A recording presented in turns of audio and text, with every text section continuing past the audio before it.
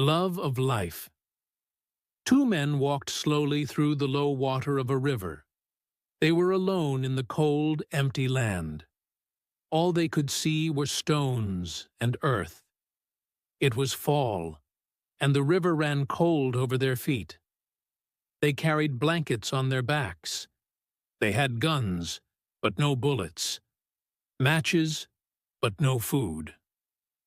"I wish we had just 2 of those bullets we hid in the camp," said the first of the men. His voice was tired. The other man did not answer. Suddenly the first man fell over a stone. He hurt his foot badly, and he cried out. He lay still for a moment, and then called, "Hey, Bill, I've hurt my foot." Bill didn't stop or look back. He walked out of the river and over the hill. The other man watched him. His eyes seemed like the eyes of a sick animal. He stood up. "Bill!" he cried again. But there was no answer. Bill kept walking. "Bill!" The man was alone in the empty land. His hands were cold, and he dropped his gun.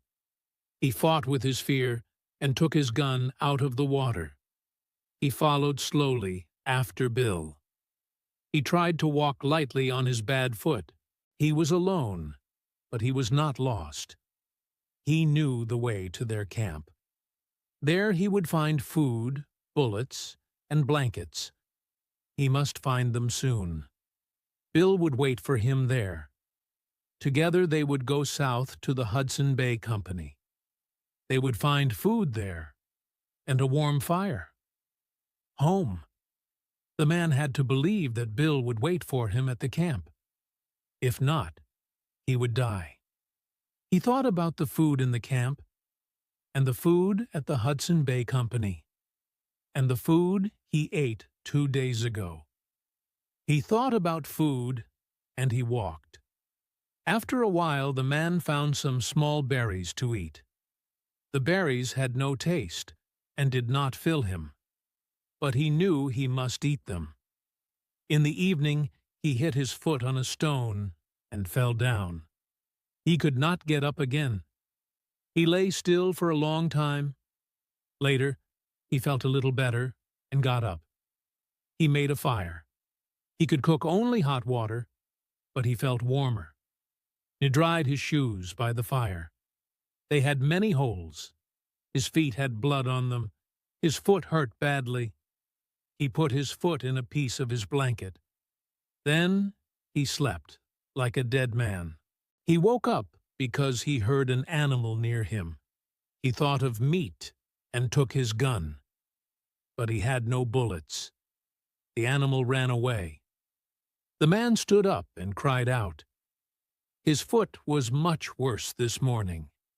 He took out a small bag that was in his blanket. It was heavy 15 pounds. He didn't know if he could carry it. But he couldn't leave it behind. He had to take it with him. He had to be strong enough. He put it into his blanket again. That day his hunger grew worse than the hurt in his foot. Many times he wanted to lie down, but hunger made him go on. He saw a few birds. Once he tried to catch one, but it flew away. He felt tired and sick. He forgot to follow the way to the camp. In the afternoon he found some green plants. He ate them fast, like a horse. He saw a small fish in a river. He tried to catch it with his cup. But the fish swam away into a hole. The man cried like a baby, first quietly, then loudly.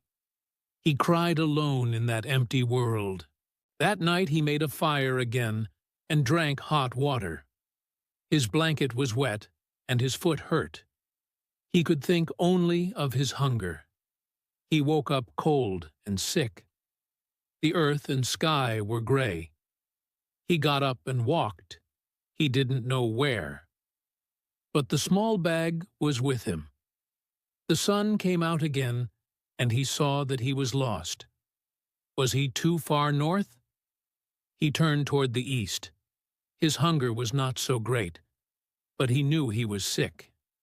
He stopped often. He heard wolves and knew that deer were near him. He believed he had one more bullet in his gun. It was still empty. The small bag became too heavy. The man opened the bag.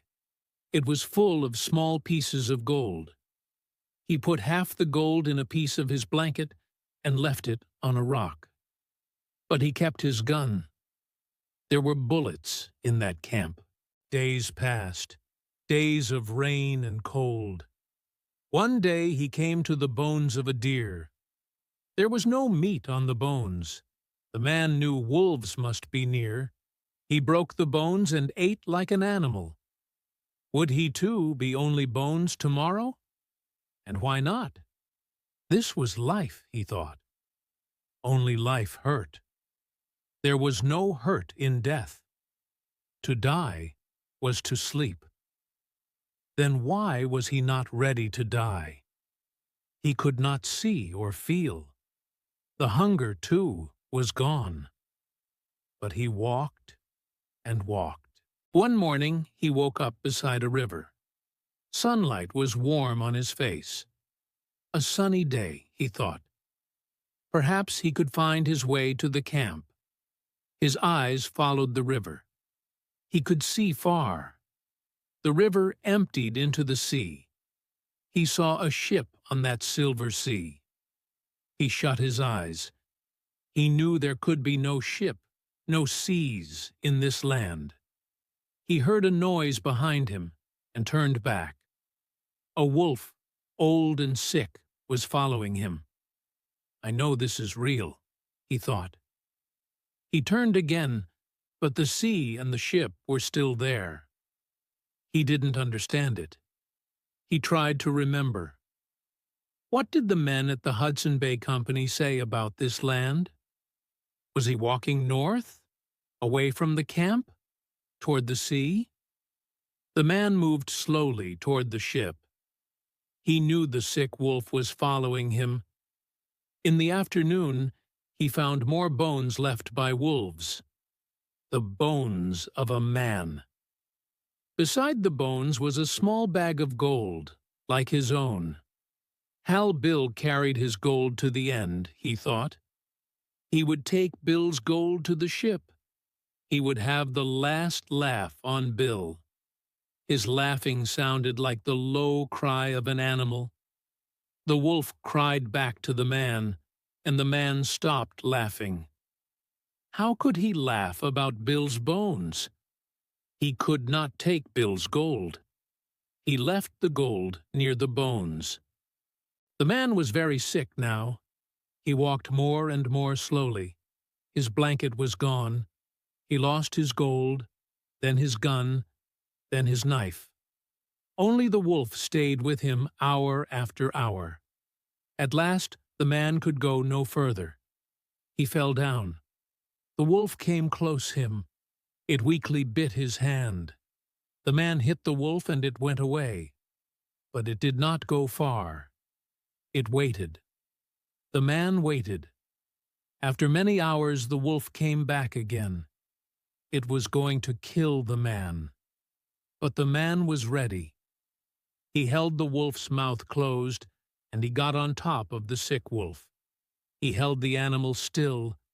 Then he bit it with his last strength. He tasted the wolf's blood in his mouth. Only love of life gave him enough strength. He held the wolf with his teeth and killed it. Later he fell on his back and slept. The men on the ship saw a strange thing on the land. It did not walk. It was lying on the ground, and it moved slowly toward them, perhaps 20 feet an hour. The men went close to look at it. They could not believe it was a man. 3 weeks later, the man felt better. He could tell them his story. But there was one strange thing. He could not believe there was enough food on the ship. The men told him there was a lot of food. but he only looked at them with fear, and slowly he began to grow fat. The men thought this was strange. They gave him less food, but still he grew larger and larger day he was fatter. Then one day they saw him put a lot of bread under his shirt. They looked in his bed, too, and saw bread under his blanket. The men understood and left him alone.